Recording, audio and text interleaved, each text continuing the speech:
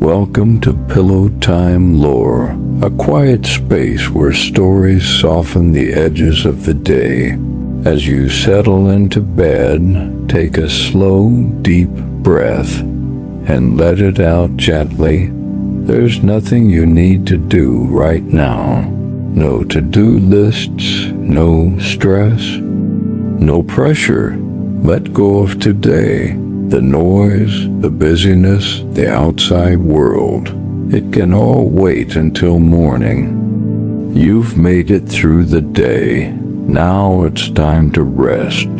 Time to sink into warmth and let your thoughts gently drift like leaves on still water. This story isn't rushed. It doesn't need to be followed closely. It's simply here to keep you company as sleep finds you. So snuggle in, close your eyes if you haven't already, and let the tale begin.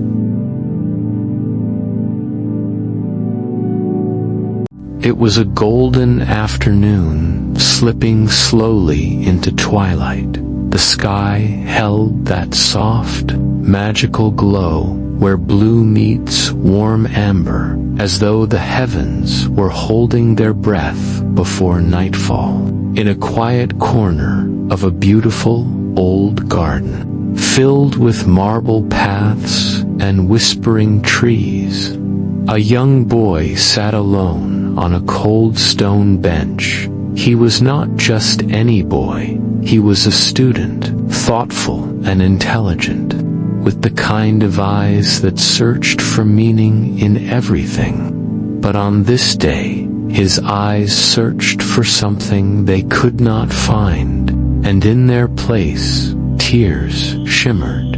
He held a little notebook in one hand, but it hung uselessly at his side. His thoughts were not on philosophy or poetry or his studies. No. His thoughts were on a girl who had laughed softly under her breath, brushing a strand of hair behind her ear, and told him with just the faintest smile, "I will dance with you at the prince's ball, if you bring me a red rose." A red rose, such a simple request, and yet it weighed on him like the heaviest burden. He had run to his garden the moment she said it, eager, hopeful, heart-pounding, only to discover, with growing despair, that there were no red roses. None, not one. His garden was full of beauty, delicate white blossoms, soft yellow blooms, even wild lilacs tangled near the walls, but red, the color of passion, of love, of desire and longing. It was nowhere to be seen. He wandered between rose bushes, gently lifting each bud with trembling fingers, praying that he had somehow overlooked one. He hadn't, and now he sat quietly heartbroken. "If I cannot give her this one thing," he murmured, more to himself than to the world, "then how can she ever care for me? What use is it to have read all the books, to know all the words, if I cannot give her a single flower?" His voice was full of despair, the kind that only first love brings, tender and full of illusions. His tears fell silently onto the stone below. All around him, the garden listened. The trees stood still. The roses swayed gently in the wind, as if trying to comfort him. And high up, hidden in the leaves of an old oak, a small bird tilted her head and listened with great attention. It was the nightingale. She had sung to the stars and whispered to the moon, but never had she heard such sorrow in a human voice, not sorrow of loss or fear, but the ache of love unmet, a sadness so pure that even she, who lived for song and silence, felt something stir in her tiny beating heart. She fluttered closer, unseen, watching the boy from the branches, and as the sun dipped lower and the sky grew more tender in its color, a quiet sense of purpose awakened in the nightingale's chest. But the boy did not see her. He remained still, caught in the hopelessness of longing. Whispering her name under his breath, the girl who wanted a rose, as the wind wrapped around him like a cold, gentle hand. The garden had quieted now.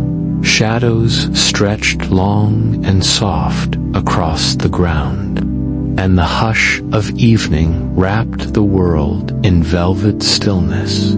Crickets began their song, and far above, the first stars blinked shyly into view, one by one like timid fireflies. But the boy sat frozen in his sorrow, as if the world around him no longer existed.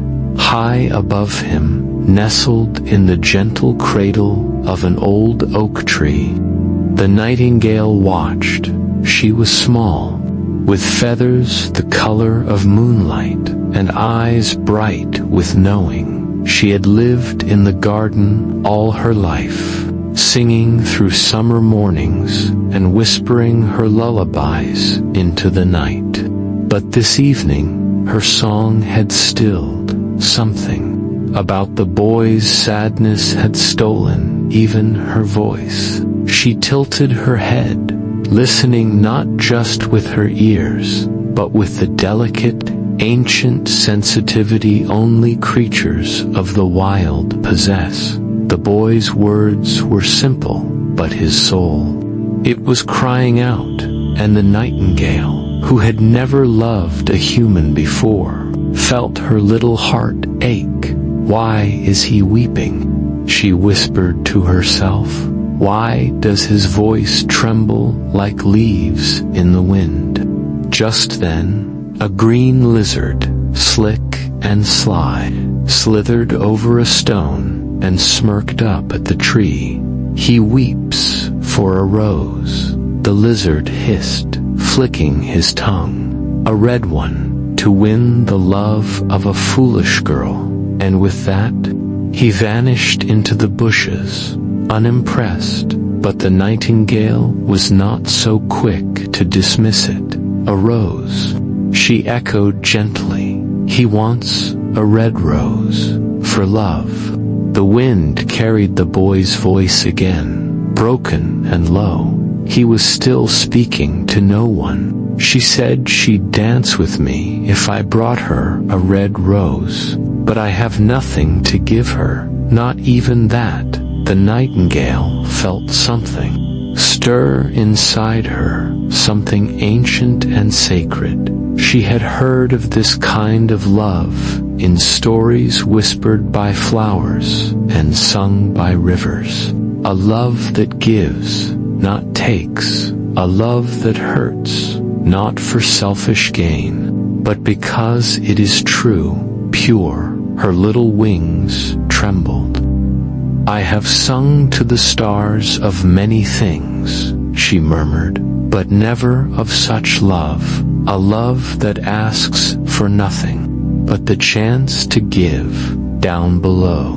The boy rose at last. He wiped his tears roughly, trying to push the sadness away, but his shoulders still slumped under the invisible weight of heartbreak.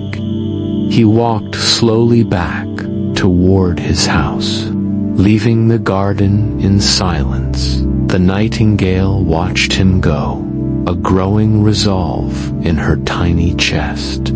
He must have his rose, she whispered. Love such as his must not go unanswered.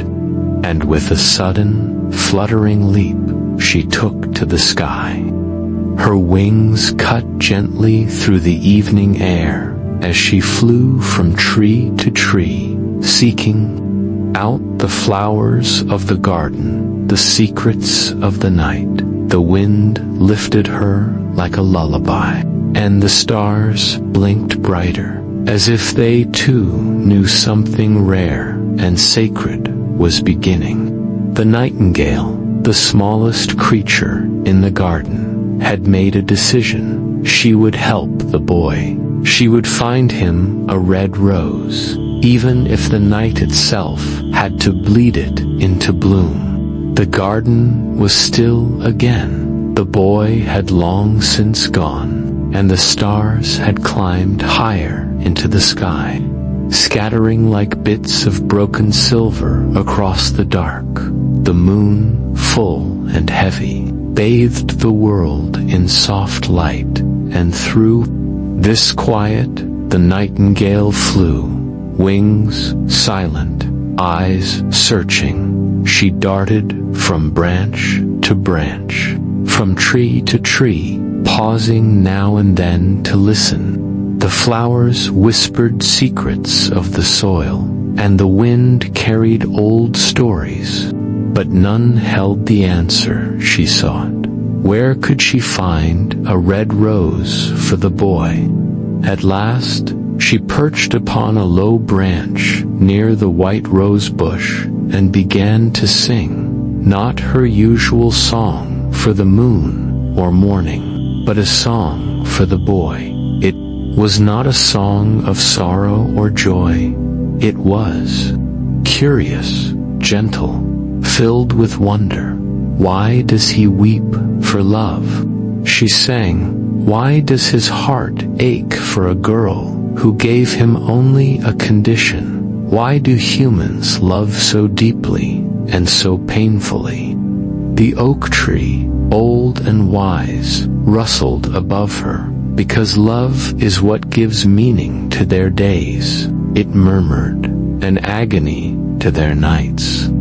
Humans love as if the world begins and ends in another's eyes. The nightingale pondered that. She had sung of many things, the sunrise, the dew, the stars, but never of something she could not see, only feel. She flew on by a small pond. She met the frog, croaking lazily in the reeds. He wants a red rose.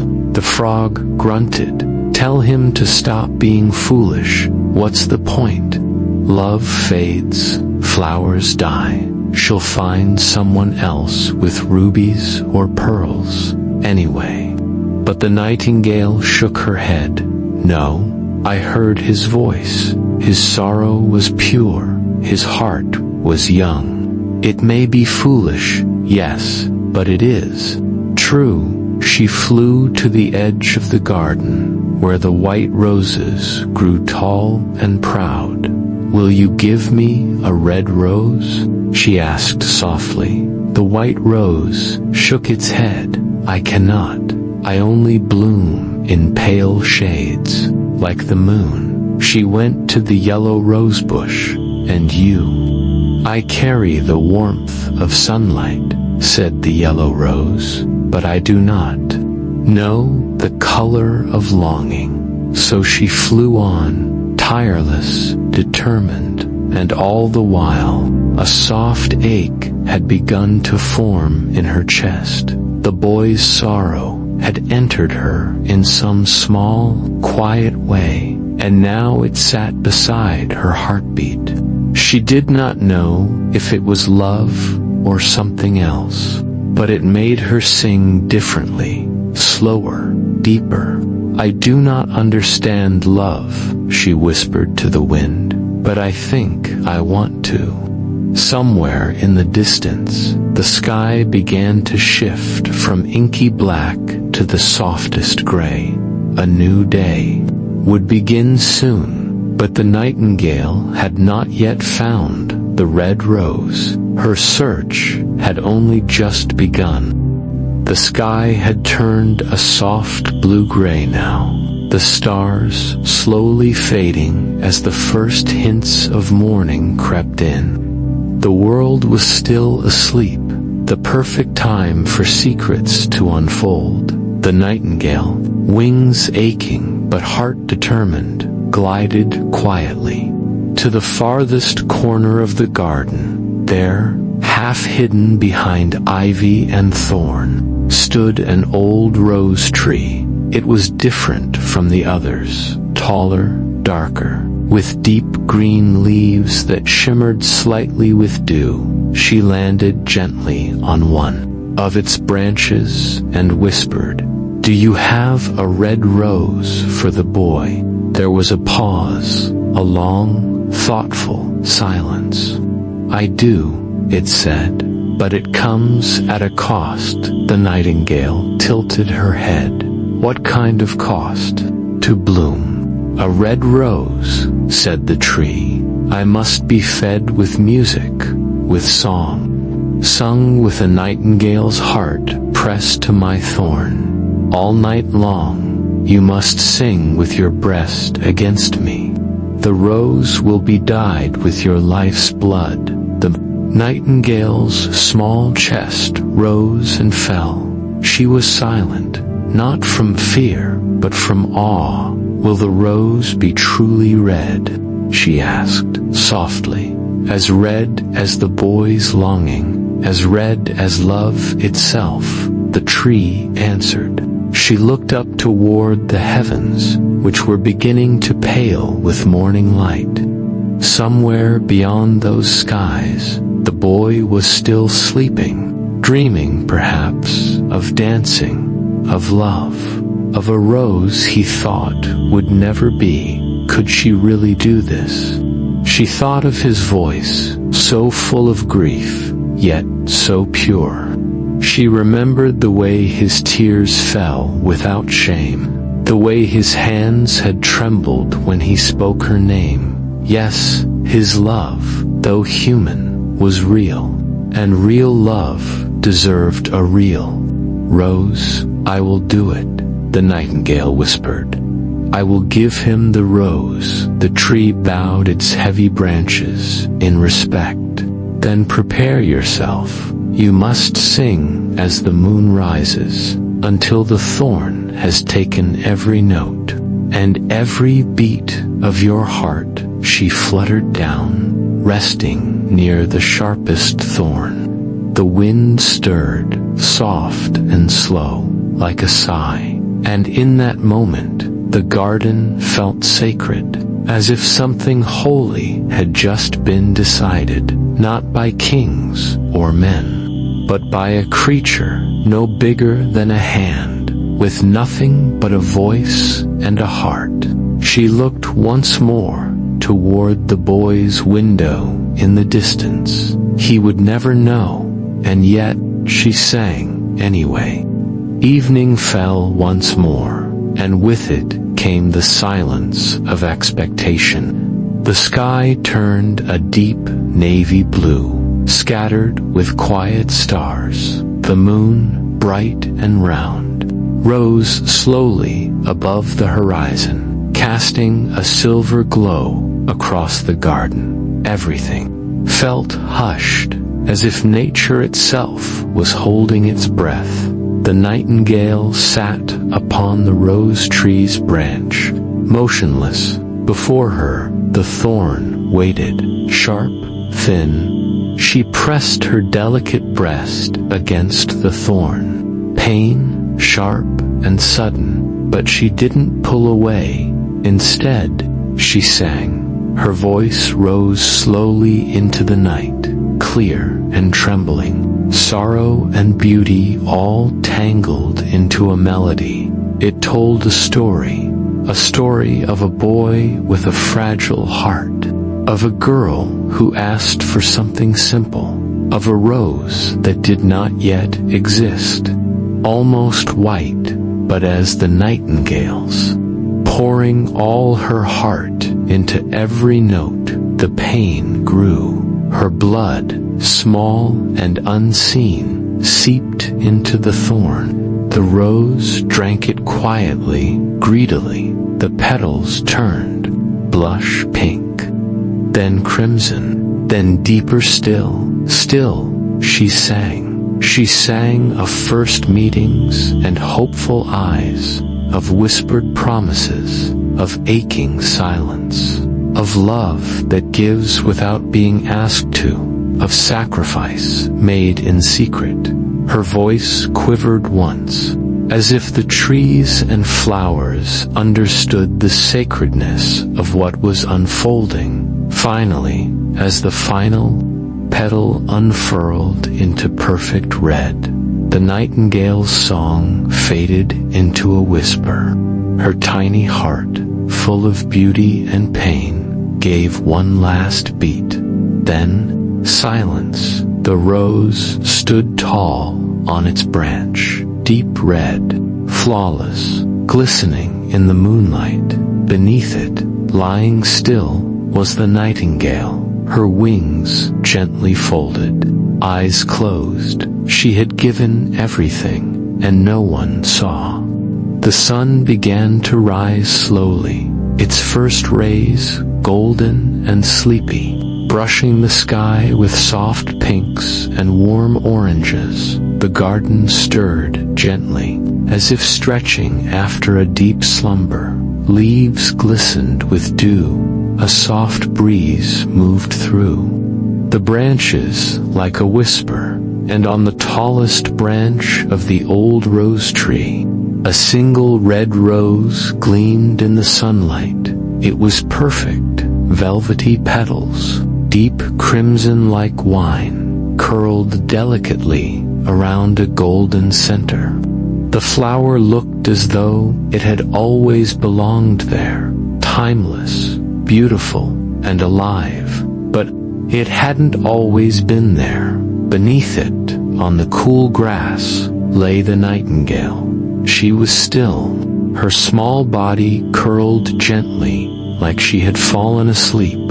Her wings were folded, feathers clean, eyes closed. She looked peaceful, as though she had simply chosen to rest beneath the rose she had created. But there was no breath in her chest, no flutter, only silence. The other birds awoke and chirped their morning songs, but none dared land near the rose tree. Something felt different, sacred, as if they sensed what had happened, that something rare and beautiful had left the world quietly in the night. The red rose held her story now. Every petal was soaked in the music she had sung, every curve stained with the life she had poured into it. The garden, usually filled with the songs of sparrows and finches, was quieter than usual, as if mourning her in its own soft way. In a nearby window, the boy finally stirred. He rubbed his eyes, unaware of the miracle that had bloomed while he slept. The girl's words echoed again in his memory. "Bring me a red rose, and I will dance with you." And now, he had won. He looked out the window and froze. His heart skipped. There, in his very own garden, where no red rose had ever grown, it stood, bright red, perfect. He rushed outside, barefoot, on the dew-covered grass, never noticing the tiny figure beneath the tree. His eyes were on the rose, alone. He reached up and plucked it gently. He didn't see the drop of red on the thorn, didn't notice the little body that lay just below, hidden in the grass. He just smiled. Finally, he whispered, "She will dance with me."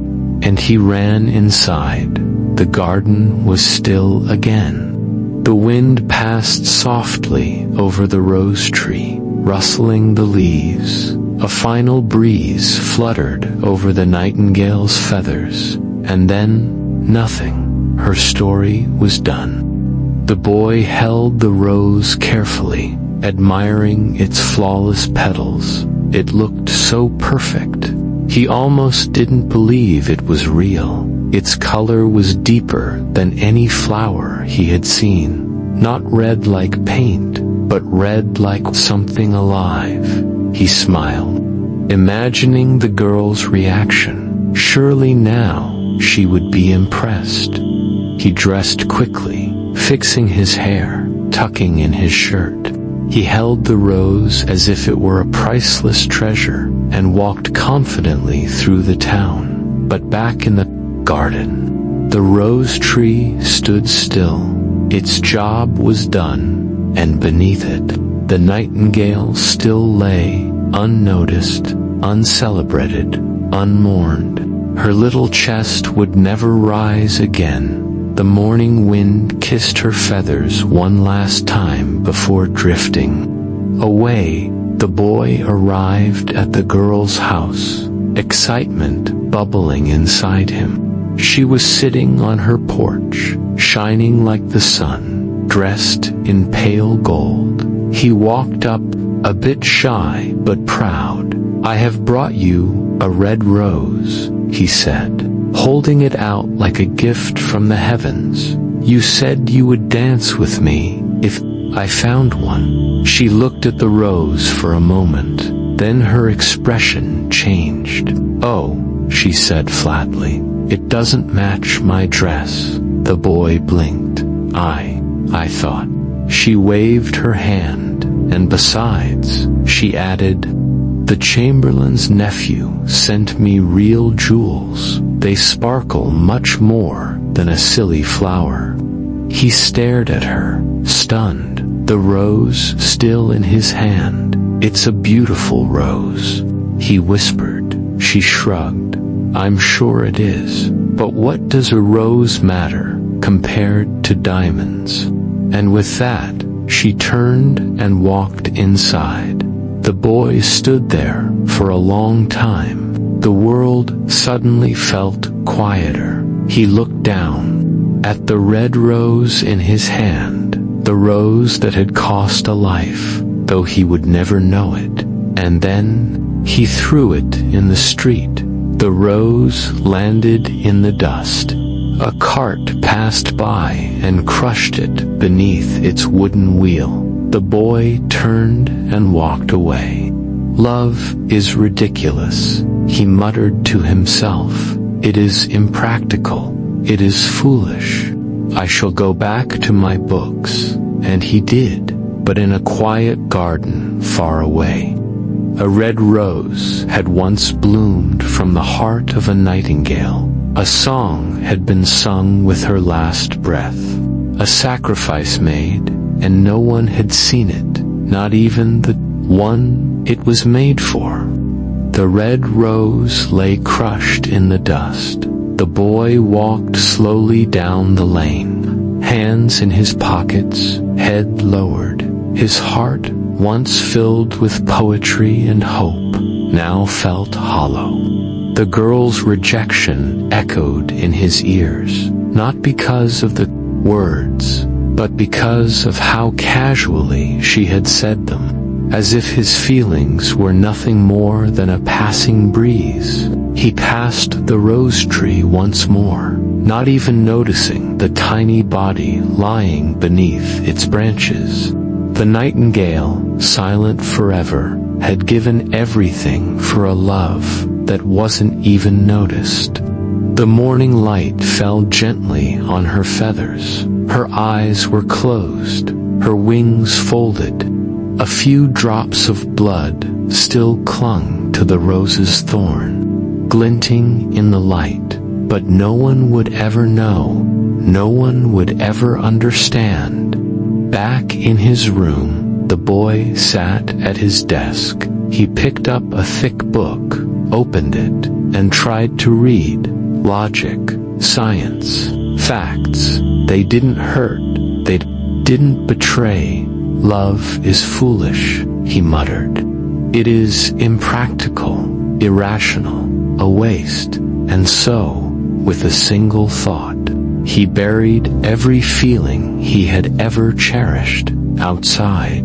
The red rose lay abandoned, and beneath it, the nightingale, whose song had never been heard, whose sacrifice had gone unnoticed, slept forever in the silence of the garden. The rose, once the most beautiful in the world, now lay in the gutter. Its red petals were bruised and torn, trampled beneath hurried feet. The wind blew softly, carrying no song, only silence. The nightingale's sacrifice, once blooming with love, was now forgotten, like a dream no one remembered upon waking. No one came looking for the bird, no one noticed the thorn stained with blood, and no one ever spoke of the rose tree that had once bloomed red in the moonlight. Life moved on. The girl laughed with another boy, one who brought her jewels. The world, loud and fast, did not stop for a heart that had once beat for love. In a quiet room, the boy turned the pages of his books, convincing himself that he had never felt anything real. He buried the memory so deep, even he forgot it had ever happened. Outside, in the garden where moonlight once danced and songs were sung in whispers, there was only stillness, no rustle of wings, no trembling notes, just silence, and a single dried petal caught in the breeze, and that was all that remained of a love that could have been.